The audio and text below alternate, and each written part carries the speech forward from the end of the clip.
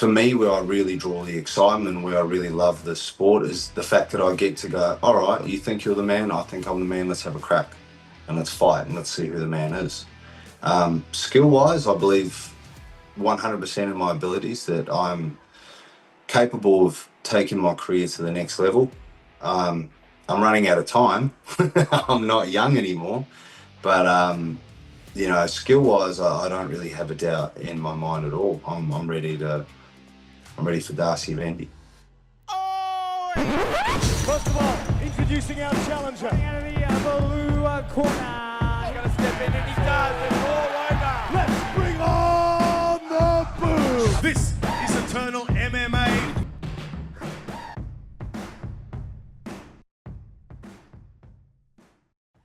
All right, everyone, welcome back, and thank you for joining us here once again on another edition of the Eternal Insiders Podcast, powered by Fight HQ, the official uniform partner for Eternal MMA. And with that, let us welcome in today's guest. He is the man recently announced to be taking on Darcy Vendy on March 15th at Eternal 94 on the Gold Coast when he challenges him for the Eternal MMA Middleweight Championship. He is, of course, the former Eternal MMA Middleweight Champion himself, the man who never officially lost the belt, at least inside the cage, coming back to claim what is rightfully his. I am, of course, talking about Mad Dog Matt Myers. The first time we've had him back on the show in a couple of years. It's great to have him back. It's good to have you back here, man, to talk to you for the first time in some time. So without further ado, man, how have things been with you? It's been a long time. What's the story? What's the last couple of years been like, man? Oh, man, just everything's been to get me back into this position I'm in now. Everything I've done the last few years, whether that be hours and hours and hours of rehab and getting my knee back to where it needs to be. It's all been to get me here, right? Where we're at right now. I think we're about 9 weeks out, and fight just got announced. It's just been up and down, massive few years, but I'm happy we got onto the other side of it and ready to go. You just talked about obviously nursing a knee back to health and everything. Yeah. Obviously, last time we saw you was facing off against John Martin Fraser way back at Eternal 72 a bit over 2 years ago to capture the middleweight title for the first time. You've since had the layoff there, dealing with the injuries and everything that you've been dealing with in that time. How challenging has it been, man, to go through that period? Like we said, 2 years have just sort of passed. Has it been hard to kind of maintain the focus and keep your eye on the prize and keep the goals in line? Like, what has that been like as a mental challenge for you for the last 2 years? Honestly, it's I'd be lying to you if I said it's been easy. I'd be lying to you if I said I just cruised through. I think the hardest thing has been watching people compete. Watching people fight that I want to fight and seeing them win and seeing them kind of capture that spotlight that I had on myself at one stage. That's honestly been the hardest thing, in staying quiet and just staying focused all while that's happening. It's been up and down. When did you sort of first, was there something in terms of like injuries and everything that you were dealing with? We just mentioned the knee. Was this something that was kind of an ongoing problem? I'm trying to recall the timeline. Like, if my memory serves me correctly, I mean, you were obviously slated to face off against Brogan Anderson back at Eternal 78. I think that fight got cancelled due to the injury. I'm not even sure if that was the particular injury that put you out, but like, what was sort of the timeline of dealing with these injuries and the setbacks and everything? Where did this all start becoming a problem? So it started with my knee. It started in, I'd say, January. So a month after I first won the title, I had a tendon tear. Not as serious as the later one, but I had a full tendon tear in the same knee. And then it would have been August. So I'd recovered and I'd got myself back into shape, and I was planning on fighting Brogan Anderson. I was up in Sydney and I was, training hard, had probably the best week of training I'd had ever. And it just went. It was one of those things where your ACL just didn't even hurt. It wasn't even a painful tear. It just went and felt hot, felt weird, and went and got it scanned, and they told me it was gone completely. Yeah, that's going to be frustrating, right? Especially when there's no, like real apparent pain, that sort of thing. Like the way it's been described to me is almost like sort of a weak feeling that you just sort of can't support yourself on it. But the mind's 100%. willing, like you want to go. There's nothing Yeah. like pain sort of stopping you. I imagine that's a big part of the frustration is not being able to sort of physically feel it in that way. Yeah, huge. I was actually sparring when I did it, and I wanted to continue the round. I wanted to keep going. I didn't want to stop. And luckily the person I was sparring with was pretty sensible and quite mature and told me, "Yeah, I think you should sit this one out, mate." That's fair. That's fair. Yeah. I've heard of other fighters go through the same thing. I could be completely wrong, but I think like Casey O'Neill comes to mind, and maybe the story she told about.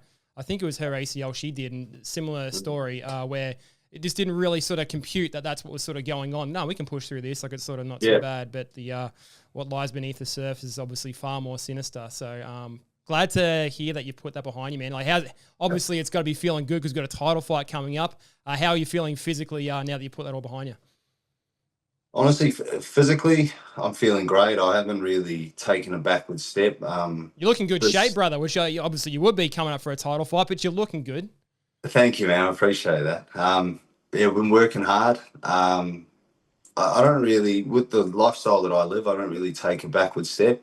I'm in the gym regardless. I've been in the gym regardless, and I've been learning and keeping myself in shape and taking the time through this injury to actually find aspects of myself physically that I can improve on as an athlete. So it's been a real period of growth, and hopefully on December the 15th I get to show that.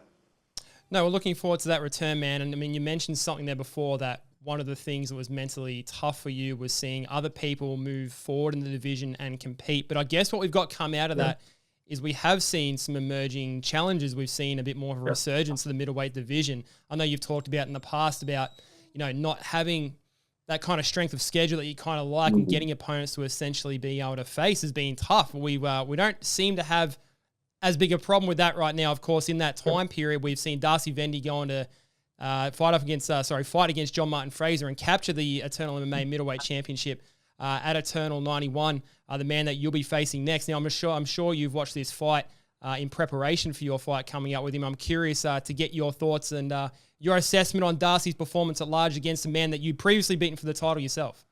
Yep. Look, we had done a fair bit of study on Darcy previously as we were slated to fight. I think it was in 22.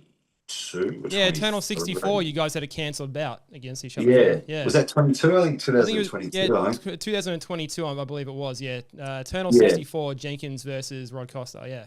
Yeah, and that was kind of my first big fight back after all the Melbourne and Victorian COVID lockdown stuff. So it was kind of coming back, and I had a really good preparation. So I watched a lot of Darcy, and honestly, I think the move to Ben Johnson's gym's done him well. I think it's done him really well, having a good head coach like that. But solid performance. He did well against John. I think at certain aspects there was certain moments of the fight where John had him, and Darcy pulled through and managed to survive a fair few times. So, as a fighter, hats off to him. Hats off. Did you have a tip in mind before that fight as to who you thought was going to win that one? Yeah. I remember I had a chat to my manager actually before that fight, Reese, and he gave me his prediction and I gave him mine, and I thought the more grappling exchanges there are, I think the fight favoured Darcy. The longer the fight went, I believe the fight favoured Darcy. But I thought that if it was going to turn into a kickboxing match where, two dudes slug it out and stand in the middle, obviously I was going to choose John and pick John. It was just kind of how the fight was going to pan out. You can never really predict these things with complete clarity. But, yeah, I had a feeling, seeing I've been in the cage, 20 minutes, I think I've been in the cage with John. So I kind of had a feeling, and then obviously all the film study before I was meant to fight Darcy the first time. So I just had this feeling. I personally, this sounds really bad, but personally, I wanted Darcy to win. My last two opponents have been John Martin Fraser. No shade on John. I've got a lot of respect for John, and I really like John as a human being, but I just wanted something different. And the challenge of Darcy Vendy excited me, so I was really happy with that result. As bad as that sounds, seeing John Martin Fraser lose, I was quite happy that was the next man standing in front of me. No, look, as a fan, man, I couldn't agree more. And you're right. Like, John's a hell of a bloke. I know from talking to you previously that you said watching fights on your come up that you've always been a fan of John Martin Fraser. If you know John personally, like, not the sort of guy that you want to root against because he is such a good dude, such a tough guy, and always gives a hell of a performance too. And I mean, like you said, you've spent across 2 fights, damn near 20 minutes in the cage with him. So you guys are kind of forever intertwined. But I mean, this is a fresh matchup, against Darcy Vendy. So we get to see, who knows, maybe we see you fight John Fraser again in the future for a third time. But we get this as a new fight for Eternal 94, which is cool. But prior to the fight with Darcy Vendy and John Martin Fraser, you had that little promo on Eternal MMA's Instagram saying that, look, whoever wins this belt, essentially just babysitting your belt. Again, important detail. You never officially lost this belt in the cage. Yeah. I'm just curious in terms of seeing Darcy's performance, what you sort of thought of him in preparation from the original fight that got cancelled, seeing what he was like in this fight. Has your opinion of his level or his pedigree changed at all since seeing his performance? Is he about where you sort of thought he was, better? Like, curious in terms of if anything changed for you mentally in terms of seeing him fight. Look, honestly, not much. He had a great performance against John. He had a great showing. He really just did what he needed to do. To me, he's still the same fighter. I think he's potentially mentally done a fair bit of growing. I think mentally he doesn't really seem to shy away as much as he used to. But other than that, I think, he's the same Darcy Vendy. I mean, let's talk about you for a minute there too, because as we said, 2 years off outside of the cage, not having any kind of competition outside of obviously the mats at Eternal MMA where you train. Since we last see you take on John Martin Fraser and win that belt in spectacular fashion, is there some positives to be kind of taken from that? I know obviously you spent a lot of time rehabbing the injury and everything, but in, getting that sorted out, has there been, like, from your perspective, like you coming into the prime of your career, you've had nothing to do but focus on rehabilitation and leveling up your skills. So from your point of view, like, do you think in that time as well, since we haven't seen you, that even you've gone to another level that we haven't seen yet?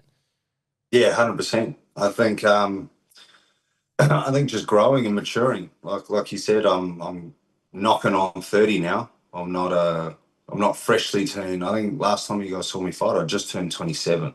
Yeah. So I'm coming up to 30 now. I've grown up a lot. I've done a lot of growing up. My personal life's changed a fair bit. There's a lot of things. It's a culmination of things, really, like whether that be skill, personal life, growing up, physically maturing, and having that time to physically mature and spending that time in the weight room to get myself ready. So yeah, there's been a lot of change. There's been a lot of change, and there's been a lot of positive out of the injury, which I'm very grateful for. When I first talked to you, way back when, and we talked a little bit about your journey coming over from New Zealand, Whangaparaoa, if I think I'm pronouncing that right for the second time maybe since I've been on here, you coming over and meeting your coach for the first time, Chris Brown, reading back the story that I actually did on you, a man that your mum first met in that doctor's room, the bulk billing place that she worked at, and just a man that made an impression on her, and someone that made an impression on you as someone that, as you said, needed a bit of guidance, needing a bit of direction, and putting you on this path, getting into mixed martial arts and putting yourself on a better path that you like for yourself. During this sort of time, with the setbacks and everything, your coach, Chris Brown, how important has he been for you during this time? Huge. It's I'll always give Chris credit, always. It's just like, it's consistent. There's always help. There's always there's always growth in, when it comes to me as a fighter, and me as a human being. There's a lot that's gone on in my personal life. A lot of good things, no negative things. They're all great things. They're all very positive things that he's helped me walk through in this period, which, I don't think I'd be in this kind of position, in this kind of shape, if it weren't for him. Just talking about the middleweight division as a whole, we obviously mentioned there before that we've seen a bit more of an influx of fighters coming into the middleweight division, something we weren't necessarily rich with in this country. And if you go back a couple of short years ago when you were obviously fighting John Martin Fraser a couple of times, like it wasn't like you could just have like just 3 or 4 fights in a year. This wasn't quite sort of the opponents. And now we got guys coming through like, obviously we've seen guys like Cam Roston come in and fight for Eternal MMA, sort of the emergence of guys like Blair Batag, Alfred Stoddard, guys like this. Obviously, in your mind, you're coming out March 15th with the belt around your waist. Do you sort of see this as an ideal time, like in 2025? Do you see the potential for a strength of schedule for you to be able to defend a belt? You see that now in this division? Yeah, man. It's been really cool. As I alluded to before, it was quite hard to watch these guys compete and watch these guys move forward. I think it was only hard because there was a huge period of time there where we had no one. So it was like fights were quite hard to come by. So it was hard. It's like I've just got injured and now there's all these fights available and there's all these people fighting at my weight class that I can't fight against right now.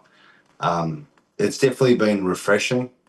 It's really cool to know that, I've got a matchup essentially straight after. Like I'm very interested to see how the Alfred Stoddart and Cam Ralston fight goes. I know Blair Batag's gone back down. I think he's gone up to 93. Up to light heavyweight for his next fight, which, I thought was quite an interesting move. But yeah, it's good to see that there's those guys that are around. And I don't doubt that John's going to be back in the win column soon at all. I don't doubt that. I think he'll be back soon enough. So it's really exciting that I get this opportunity in March 15th and I have the opportunity to back it up straight away and defend that belt. There's obviously a new champion in Darcy Vendy that we talked about in your absence, but we said a couple of times, you never officially lost a belt. It was a belt that you had to give up, given that you were dealing with the injuries and everything. Now, you've been off for the couple of years, like we said, and immediately you come back in and you've got a title fight. And we've got guys that probably could have stepped in and been the next sort of man up. That place for you was essentially reserved, given how highly Eternal may think of you, given the landscape, given your pedigree, given your skill set and everything. All these things sort of considered, is that sort of a confirmation in your mind that you still are the man? And do you still kind of consider yourself, or do you consider yourself still kind of the uncrowned champ of the middleweight division, if you will? Yeah, I don't know. I kind of, the way I approach fighting is a little bit more like, if Darcy Vendy challenged me to a fight, I'm not going to say no. If he thinks he can beat me, I'm not going to say no. I'm not going to roll over and just let it happen. Like, I'm going to fight. So it's less of I'm the man, and it's more like, let's go. Let's see. Because to me, it's all good and well saying you are the man. It's all good and well putting that out there into the universe and manifesting it, in whatever way, shape or form. But for me, where I really draw the excitement, where I really love the sport, is the fact that I get to go, all right, you think you're the man, I think I'm the man, let's have a crack and let's fight and let's see who the man is. Skill-wise, I believe 100% in my abilities, that I'm capable of taking my career to the next level. I'm running out of time. I'm not young anymore. But, skill-wise, I don't really have a doubt in my mind at all. I'm ready for Darcy Vendy. No, I don't think anyone's got a doubt in that mind, man. I mean, when this fight got announced, it was the talk would be that it'd be Matt Myers. Of course, I think that was probably mentioned to you that, hey, look, get yourself ready, heal up, come back, and that title fight's yours. So, it was certainly the right call to make. And when you talk about not having much time left, 29 years of age, barely even coming into your prime.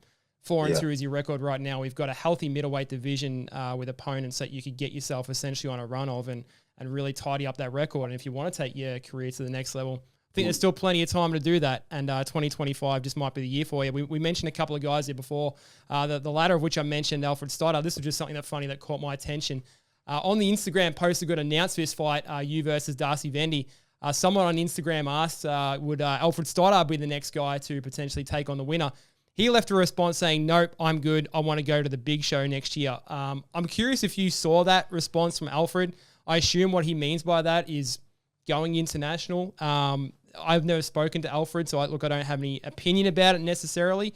But I would have thought that, going to the next level means going through the middleweight championship, means going through 100%. yourself or Darcy Vendy. So I'm curious on your thoughts about that comment, if that's something you did see. Yeah, I saw it, and Alfred's a bit of a different guy. He's a little bit out there, so good on him.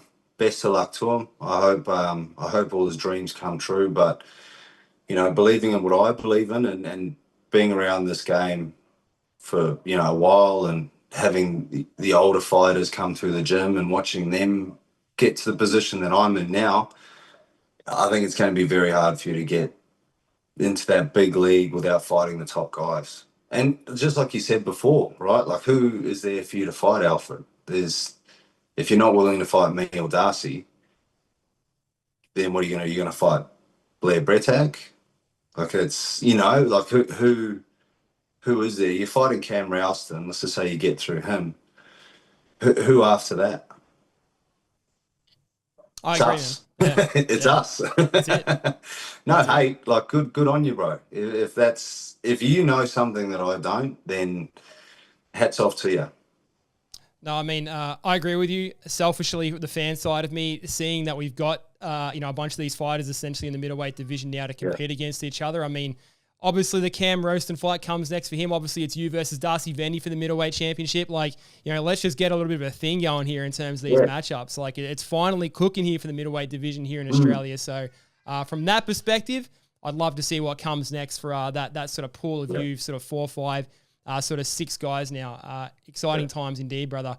And the man's not afraid to lose, The man's not taking really easy fights. He hasn't had an easy fight. He's not afraid to lose. He's keen to jump in and give it a crack. So, I think why not?